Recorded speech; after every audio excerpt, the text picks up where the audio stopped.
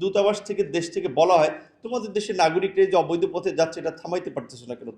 তোমরা একটা ব্যবস্থা নাও। তো এইখানে কিন্তু আমাদের একটু বিব্রত হতে হয় এবং এটা দেশের ইমেজের একটা প্রশ্ন। এই যে যুদ্ধের সময় আমাদের যে সমস্ত বাংলাদেশিরা মারা গিয়েছে এটা 13,85,000 টাকা,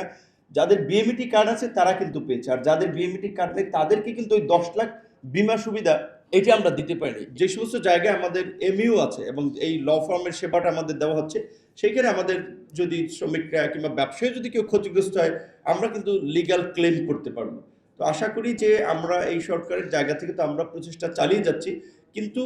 বাংলাদেশের অর্থনীতির পাইপলাইন বলি কিংবা আমরা যেটা সরকারের কাছে বলি যে আমাদের এই মন্ত্রণালয় কিন্তু আমরা টাকা পয়সা সরকারের কাছ থেকে নেই না, দেই অনেক ক্ষেত্রে, আনে বাইরের ফরেন কারেন্সিটা তো এই মিনিস্ট্রির থ্রুতে আসে। তাহলে এই মিনিস্ট্রিতে তারা আমাদের দায়িত্বের জায়গা থেকে আমাদের সাধারণ যারা নন রেসিডেন্ট এনআরবি আছে তাদের প্রত্যাশা কি, তারা দেশে আসলে তারা একটা ব্যবসা বাণিজ্য করতে গেলে যেন তারা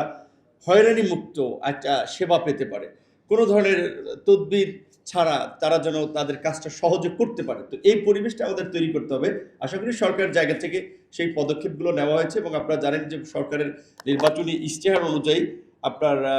প্রবাসী সিটি গড়ে তোলার একটা পরিকল্পনা আছে, যে ঢাকায় এখন তো জায়গা নাই, তারপরেও যদি ইতিমধ্যে আলোচনা হয়েছে যে পূর্বাঞ্চলে যদি ডেডিকেটেড করে প্রবাসীদের জন্য স্পেশালি একটা ছোট্ট এরিয়া ডেভেলপ করা যায়, প্লাস হচ্ছে এখন তো জেলা শহরগুলোতেও আপনার বিশেষ করে এই ধরনের সুযোগ আছে। সো সেই জায়গা থেকে আমরা জেলা পর্যায়ে এটা চিন্তা ভাবনা করছি, বাকিটা আমার প্রধানমন্ত্রীর দিক নির্দেশনা এবং আমাদের পরবর্তী ফিজিবিলিটি যাচাই বাছাই করে সেটার বিষয়টা পদক্ষেপ নেওয়া হবে। যারা একটু প্রতিষ্ঠিত তাদের এই বিষয়টাতে কম চাহিদা আছে, আমাদের সাধারণ যারা প্রবাসী রয়েছে তাদের জন্য সরকারের পক্ষ থেকে যে প্রবাসী কল্যাণ ও বৈদেশিক কর্মসংস্থান মন্ত্রণালয় থেকে কিছু সেবা দিয়ে থাকে। যেমন কেউ যদি যায় দেশের বাইরে, যাওয়ার পরে কোনো কারণে উইদিন শর্ট টাইম তার ফিরে আসতে হয়েছে 6 মাস কিংবা 1 বছরের মধ্যে, তাহলে কিন্তু সে যদি বিএমইটির রেজিস্ট্রেশন করে যায় তাহলে তাকে কিন্তু একটা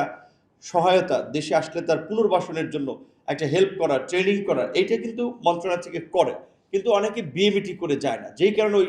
আপনার ক্ষতিপূরণটা বা সেবাটা পায় না। এই যে যুদ্ধের সময় আমাদের যে সমস্ত বাংলাদেশিরা মারা গিয়েছে এটা তো নিঃসন্দেহে আমাদের জন্য একটা দুঃখজনক ঘটনা, কিন্তু তারপরেও যাদের ওই বিএমইটি কার্ড ছিল তাদের পরিবারকে কিন্তু আমরা সর্বসাকুল্যে প্রথমে যেটা অ্যাজ ইউজুয়াল 35,000 টাকা দেয় তাদের দাফনের জন্য, এই সময় আরও 50,000 টাকা সেটা ইনক্রিজ করে 85,000 টাকা দেওয়া হয়েছে। 3 লাখ টাকা আছে তার পরিবারের ইনস্ট্যান্ট খরচের জন্য, 10 লাখ টাকার বিমা সুবিধা আছে, তাহলে 13,85,000 টাকা যাদের বিএমইটি কার্ড আছে তারা কিন্তু পেয়েছে, আর যাদের বিএমইটি কার্ড নেই তাদেরকে কিন্তু ওই 10 লাখ বিমা সুবিধা এটি আমরা দিতে পারিনি।